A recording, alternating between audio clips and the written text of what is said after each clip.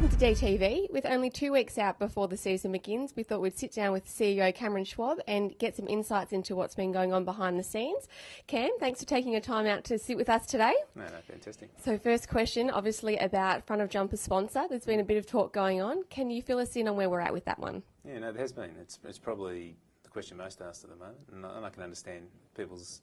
It's such a visual part of what a football club actually is, and we made the point a few weeks ago that we want to make sure that it's the decision that we take in regard to this relationship is a longer term relationship, and we've done a lot of work over the last 2 years to get it to a position where we think we'll get a really good outcome from this particular negotiation and discussion. We'll always feel much more comfortable when we see a signature on a contract, but we're not prepared to compromise what is such an important long-term asset and valuing it in a way which is, we think, which underpins in lots of ways a lot of our financial performance over the next 3 to 5 years, and we're not going to make any short-term decisions in regard to that. The good thing is with the Energy Watch arrangement, the great work that our commercial team have actually done to establish a whole range of sponsorship arrangements, that we don't have perhaps the urgency that we had when we were trying to put a deal together around 2008, 2009. We're in a really good space from that point of view. And in the meantime, we're really proud to have the Reach logo on the front of jumper. It looks great. It means a lot. Our players relate to it. Our supporters relate to it, and it's a little bit spiritual. It's almost got that, the UNICEF on the front of FC Barcelona feel about it. So we're not rushing it. I understand people will feel much more comfortable, as I will, when the deal's done. But we certainly won't be compromising anything that we're seeking to do on a long-term basis to get to do any short-term deals which will compromise the club. So come round one, would we expect to see a front of jumper sponsor? That's still the objective, and the good thing is that actually does put some time pressure on negotiations as well as on from our own perspective. But if it doesn't happen, it won't phase us either. It won't be the difference for us. If come round one we don't have it locked away, we run out with Reach on the chests of our players, and we feel totally comfortable about that.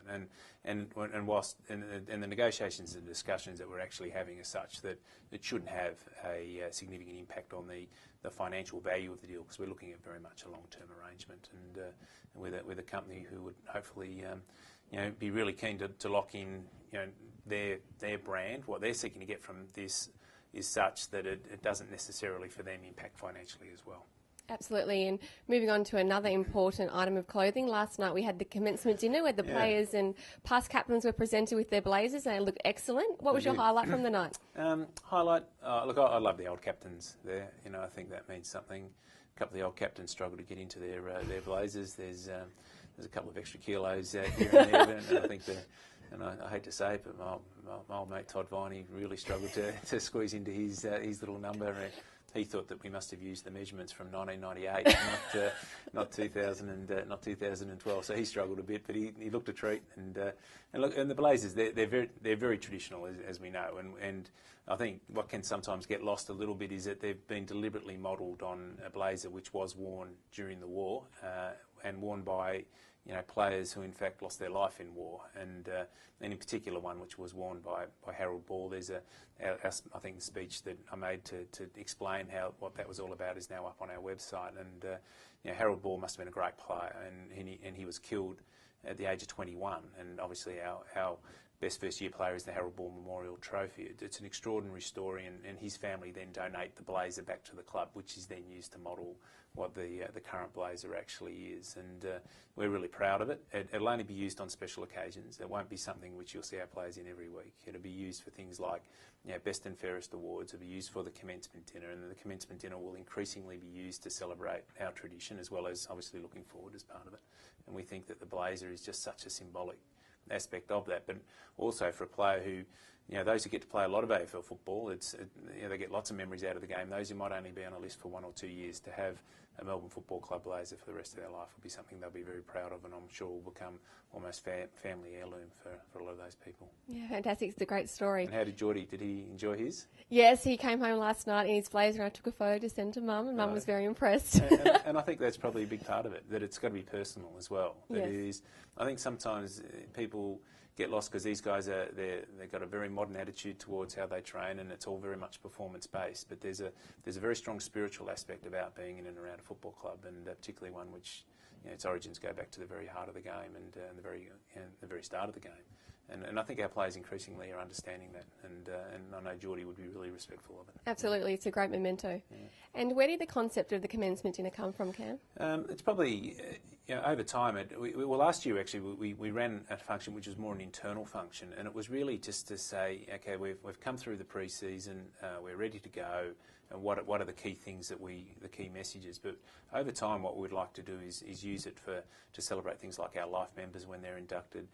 We've got our next induction of members of our Hall of Fame. It becomes a really internal club function, but also a little bit of messaging about what the next year is all about as well. And it's we heard some really strong words from Mark last night, which was great. So there's a bit of, I always say that football is this continuum between what's happened, what's happening, and what's going to happen, and we like to separate it out. But in the main, what's happened gives us our identity. What is happening is what demands our performance now. But what's actually going to happen is our responsibility, and the legacy that we leave will then be someone else's heritage. So we're very strong on that, and that's where there's a real responsibility that comes with having positions of authority in AFL clubs, and particularly at Melbourne, which is such a beautiful tradition. And I think last night's a bit of a celebration of that, but also as a movement forward. And we even try to use traditional words, the words like commencement. It's an old-fashioned word quite deliberately, and some people might say it's a bit dusty and it's a bit old, but we don't resolve from the fact that there's certain things about our club which must be timeless, and they're the sorts of things we're trying to do. Absolutely. And Cam, it's been a big week for us in the media, from Liam Jarrett to Jack Watts. What's your perception on the media coverage we've received? Yeah, look, it has been a full-on week, and it's been full-on week it was a big story, and we understand that. And it was a story which wasn't just a football story. It's a story which, in this case, obviously became one about culture, and it became one about, and also had a criminal aspect to it. We can't resolve from that fact.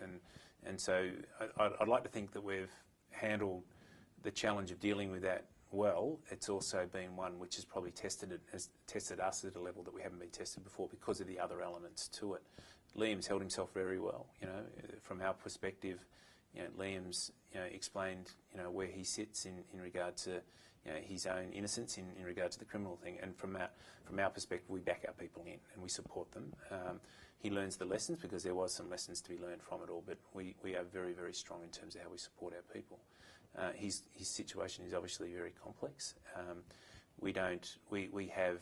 We have knowledge of his heritage, we have knowledge of his culture, we have knowledge of his challenge, but I can't say we always have understanding because it's so unique. And what we try to do in how we explain that is to reflect upon that and contextualise everything we do by that. And that's hard. But he's handled himself as we expected him to be. He's an immensely proud and intelligent man, but he's got some work to do, and we know that, and we'll support him through that period. Fantastic. And speaking of challenges, Cam, what would you say are our three biggest challenges going into the year? I think what we've done is our mantra is what we call high performance with high integrity, as you understand. Well, the challenge is the performance. We've been building towards now giving ourselves a chance. Whilst it's still early phases in an overall sense, we in our 4-phase strategy we see ourselves in phase 2, but it's actually playing to our expectations, and playing to our expectations, ultimately the scoreboard judges that, but it's, Mark will come in with very strong understanding of what he sees as high performance, and we expect to be making very, very good progress against those things, because we think what those things are will ultimately lead us to a premiership, and that's why we've backed in the structure that we've actually got, and we're backing in the personnel that we've actually now put in place. And it's been a really exciting period in lots of ways. I don't use that word very often, but it has been because of the momentum that was actually created during the pre-season. I know the players have worked extremely hard, harder than they've ever worked at any stage of their lives. They'll be feeling good, they'll be feeling strong, but the ball will bounce come round one, and it's 9 teams against 9 teams, and there'll be 9 winners and there'll be 9 losers. That's how it's going to be. And our expectations, and the biggest challenge I think is making sure we play to those expectations. And so probably there's 1, 2 or 3 tied into just that particular thing. I think in other areas it's just maintaining our momentum. The club's gone from a $25 million organisation to over a $40 million organisation in 3 years. We need to keep building so we can give our people, our players, our supporters, the opportunities they need to enjoy this generation. we've done it pretty hard now for a long time, and it's time they enjoyed some, their loyalty gets rewarded. Absolutely. So it's now only just over 2 weeks until footy's back at the game that we all love. What's your favourite part of game day? I'm not big on game day personally, and it's probably that nervous energy. This is my 31st year in footy, Ellie. That's a bit scary. You were only even been thought of at that particular stage, but I think the same feeling every day. It is that probably the feeling inside me is no different to the feeling of any Melbourne supporter. You have that. That expectation, that anticipation, that nervousness. I'm looking forward to players who I know have worked hard being rewarded, for their work, and that being reflected in their improved performances. I'm looking forward to more wins, obviously, but I'm looking forward more than anything to us making meaningful progress to becoming a great side, and that's what we're here to do. Absolutely. Fingers crossed come round one we'll have the chance to sing the theme song together again. Yes, no. Thanks for taking the time to talk to DTV, Cam. We appreciate it. Yeah, good on you, Lee.